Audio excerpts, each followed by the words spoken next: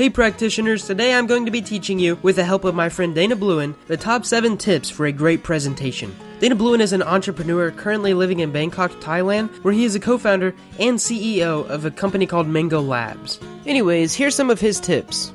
We all have to give presentations at different points in our life. That might be for school or work or an organization that you are involved with. No matter where we give the presentation or to who, we want to make sure that it has the impact on the audience and that it's memorable. These are 7 tips that are going to ensure that you nail the presentation and leave a lasting impression on your audience. Number 1, know your audience. The first step in preparing for any presentation should be to get a better idea of who your audience is. Knowing your audience will allow you to understand the type of content they are going to be expecting with regards to depth and technical detail. You wouldn't want to give the same presentation to a group of high school students who are interested in entrepreneurship that you would to a room full of startup founders and CEOs, because their expectations and level of understanding will be on completely different levels. Dig up as much as you can about who your audience is, what industries they work in, and what positions they generally hold. This allows you to really tailor the content and delivery of the presentation in a way that will really make it stand out and be memorable. Too many times people give killer presentations at one venue to a group made up of their core audience and then bomb on the same presentation to a different group because they didn't make the changes they needed to better address the new audience. Just because you kill it in one audience doesn't mean the same exact content will replicate the reaction with all audiences.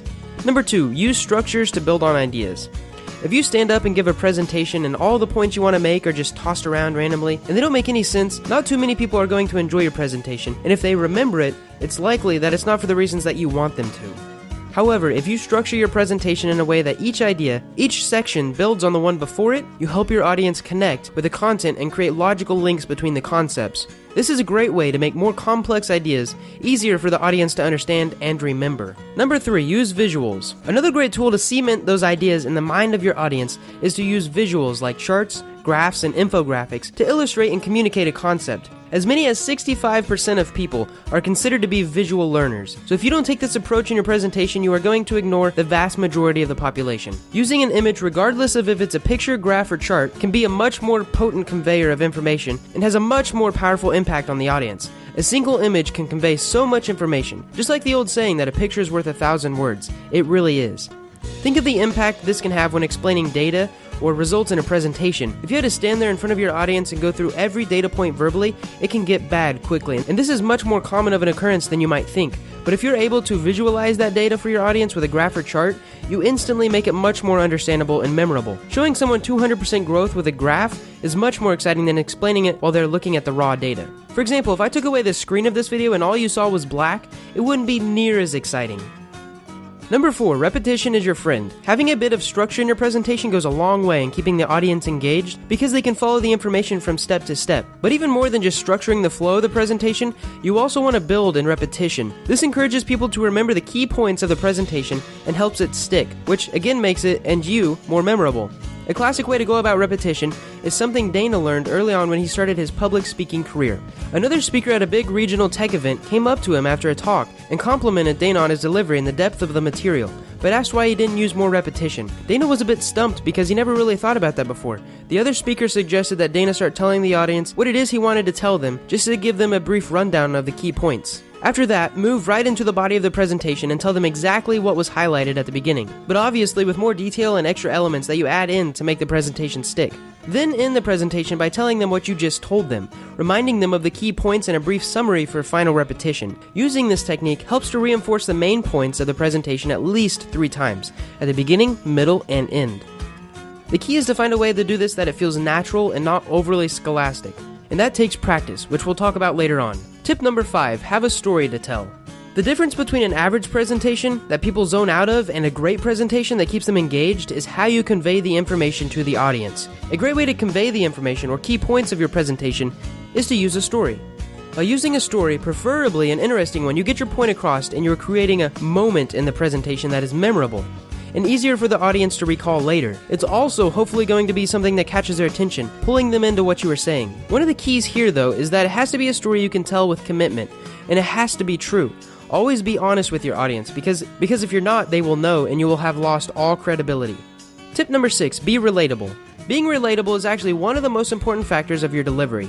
You want to be someone that your audience can relate to, that they would feel comfortable with talking to. Even when giving a talk as an expert on a topic, you want the audience to feel the relation.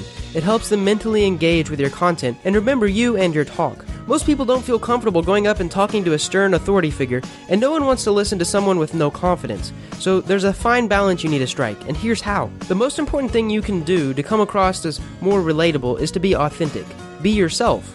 Another great way to accomplish this is to work on coming across as relaxed, which can be difficult if you're not used to presenting, but this goes a long way to helping people see you as relatable.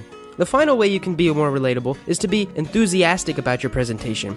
Your enthusiasm will transfer to your audience, and now that you have enthusiasm in common, you will begin to see as more relatable. If you can get all three of these techniques mastered, you will be well on your way to making it to your audience relate to you.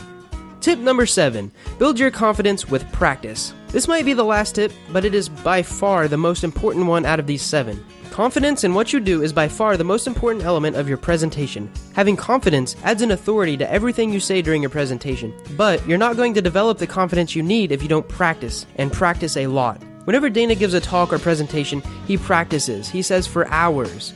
Dana wants to make sure he has the timing down, that he knows every slide so he doesn't have to read off them. He knows what the next slide is so he can smoothly transition between them so that he will sound natural and authentic, and can explain the concepts and tell the stories with confidence. And this all comes with practice. When you are practicing a presentation, it's not enough to sit in front of your computer and go through it. You have to practice it in front of other people. Invite some friends over and have them give some feedback on your presentation, and make improvements based on their feedback. No one gets it right the first time, but practice will get you towards perfect. With these 7 tips, you should be able to put together and deliver a masterful presentation that will wow your audience and make sure that they remember you and your topic. If you guys like this collaboration, be sure to check out Dana's YouTube channel and subscribe. He has tons of videos on entrepreneurship and self-development. I hope you guys liked this video and learned something, and if you did, click the like button, or if you haven't already, the subscribe button. Thanks so much, guys.